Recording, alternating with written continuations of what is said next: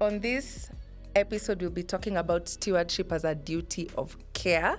So the first episode, we talked about sowing and reaping. It was very much focused on the individual, very much focused on the individual's mindset. But now we are taking a step forward in this conversation where we go beyond the person and we look at the first community, the family, and we also look at the things the person cares about. We've talked about YOLO being neither here nor there. It's a risk, but it's also there's some element of truth to it.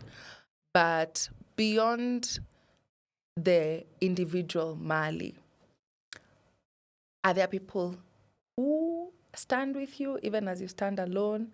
And what have you seen?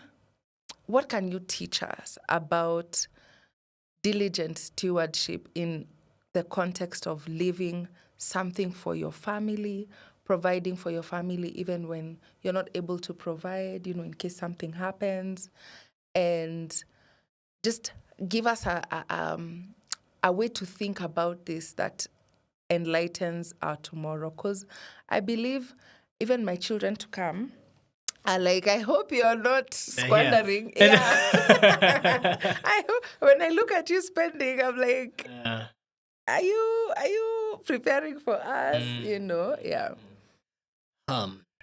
So this is hard in a society that currently prevalent thought process is me. We think about me, and why not? Bible does say you need to love others as you love yourself. So by all means, but we do live in a society. We do live, in this case, you've asked, in a family setup, and that's crucial. It's very important. If you are to focus on the lives, if you're a Bible reader and you focus on the lives of the patriarchs or even Jesus himself, there's a lot of focus around the people around the people who are surrounding him, and that's important. Now, in the world of today, I think God will be like, the wisdom that was out there for you to do on what to do with what I have given you, we have no excuse. We have no excuse. So yes, I do think it's important to not just think about ourselves, but to think about the little that we have been given. And I say little because most of the time that's how we think. We think we have very little, but we need to do that. And the idea of care you might not even have a family, but even as you're driving outside, do you have motor insurance? Because motor insurance, the first thing it assures is if today we get into an accident, either you hit someone or you knock another car, that you have protected them. Yeah. Because there's an element of a third party insurance. Yeah. So it's not just a sticker to protect you from the police. You're actually protecting the people around you. Yeah. So you might say, okay, me, I don't have a family. I don't care about my family. What about as you interact with people, as you move around in the office? Are you insured? So that then it's not just focused on me. But when it comes down to the family, I think when I was wanting to start the podcast, my quick thought was on this age of 25, 26, 27, particularly for the boy child who is just starting out, finished, and wants to settle down. I am thinking, you already are planning on getting someone. Are you ready to take care of that someone? And the child that you're saying will come. Or are we playing this by ear? Akikuja sawa, mtoto anakuja na sahani yake. Yeah. God provides, I believe, and he will provide. He also requires us to use the smarts that we have. What am I doing? What is the small thing I'm putting away so that that time comes, it's easy. Okay, we've not hata tumeenda mbali. Dowry. And I tell this young man, please do not take someone's person na hujaambia mzazi Don't do that. Like a thief in the night. Yeah, you don't do that. But you're not romantic. No, walk in, stand tall like a man, piga kitenge yako safi or whatever it is you have, go to the house and say, this, I like this person. I might not have a lot, but I am here and I'm declaring my intent. And you have something, and unaweza peana bahasha hapa na pale. Those are thoughts you need to start having now. So yes, you're thinking about yourself, but there is an impact that will come down the way. And so you don't have to be afraid when this lady tells you need to go see my parents. I'm not afraid. Let's go. They might ask for 15 cows, but me, I have one. I'll give that. So you start preparing your mind. So then it comes to having a child. Secure yourself. If you are engaging in activities that you know might lead to a child, by all means, start securing yourself. And the advantage when it comes to such issues is if you start it before the incident, it's cheaper. Okay. But when you come to me when the incident has already happened, makosa imefanyika mali. when the makosa is done, that's why we start speaking a different language. Most probably, I will not even protect you. I will not even insure you. But if you're coming before, then it becomes cheaper. Tusiseme we don't know. Tusiseme it's a little. Now, maybe that's even too much. We've talked about family. There's someone who is thinking, Mimi, I have very little money. I don't have anything. I recently spent time with a group of tuk-tuk drivers. These tuk-tuk riders have an association. Okay. It's about 60-50 of them. And they came together as a circle, and they said, we want to protect our future. Their contributions are 150 shillings.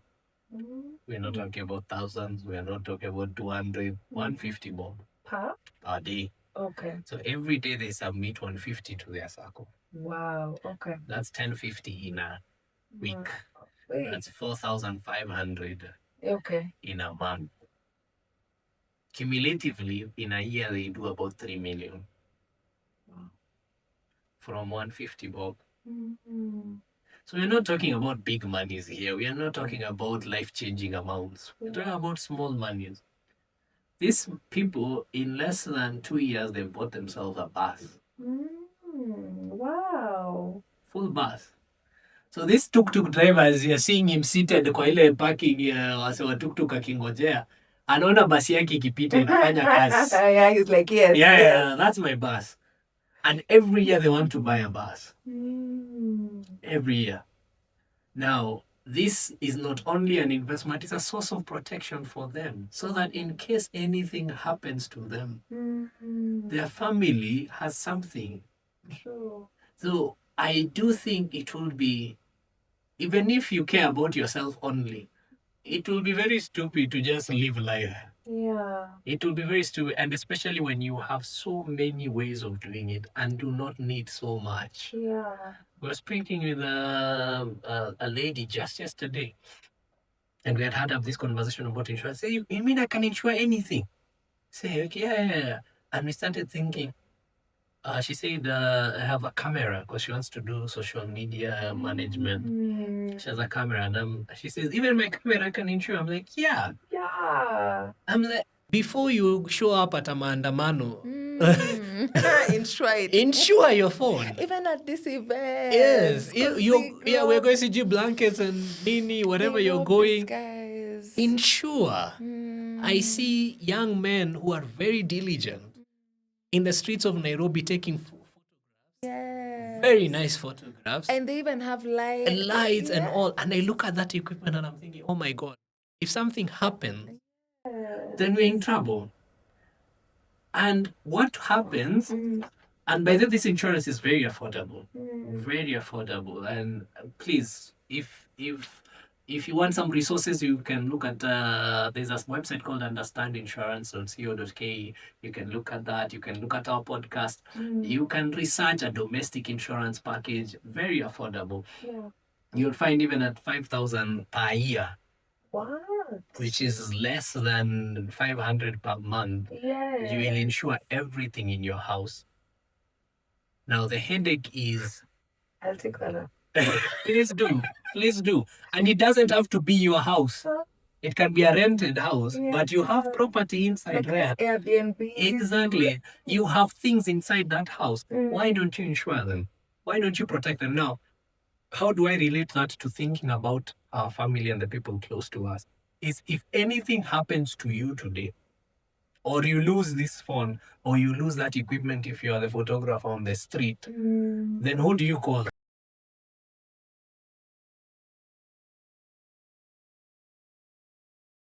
It's a first call. Now we are the ones complaining about black tax. Sorry, Kawin. We are the ones complaining about black tax, but we are the same people who don't protect ourselves. Now we go back to this emergency fund that we had been building up with our family, and you have to take money from there to replace your phone or to replace whatever it is. Or you are expectant, you've shown up. We are here. The lady has probably gone for C-section emergency. Who is paying that bill? We quickly assemble a team of relatives. Yes, committee. To get the money from the Exactly. So you have been focusing on yourself. Wewe uko tu sawa. Mi maisha yangu iko sawa. But an emergency is an emergency. Okay, let's remove all these happenings. Let's forget you will not utaibiwa. Life is okay. You will get sick. When you show up at a hospital, they tell you we need a deposit before we start treating you. Who do you call? So this family that you've been protecting against yourself, utaki mi nabaki peke yangu, then ends up having to fork out bills. And healthcare can be so expensive. Correct. So protecting yourself is actually protecting them. Yeah. And you can go an extra step and protect and do even extra measures to make sure they're protected. Take a maternity cover, take a medical cover, take a personal accident cover. These things are available. Take a life insurance. Yeah. So that in another 15 years, when that baby right now, who you're talking about, will be 14. In the mind of the Lord. Yeah, will be 14 or 13. There's something coming your way. And we don't have to start thinking, hey, we ataenda wapi. Yeah. So for me, it's the irony of if you think about yourself, then eventually ni sisi tunaumia wenye tuko karibu na wewe. But if you start thinking about others, then you protect not only yourself, them.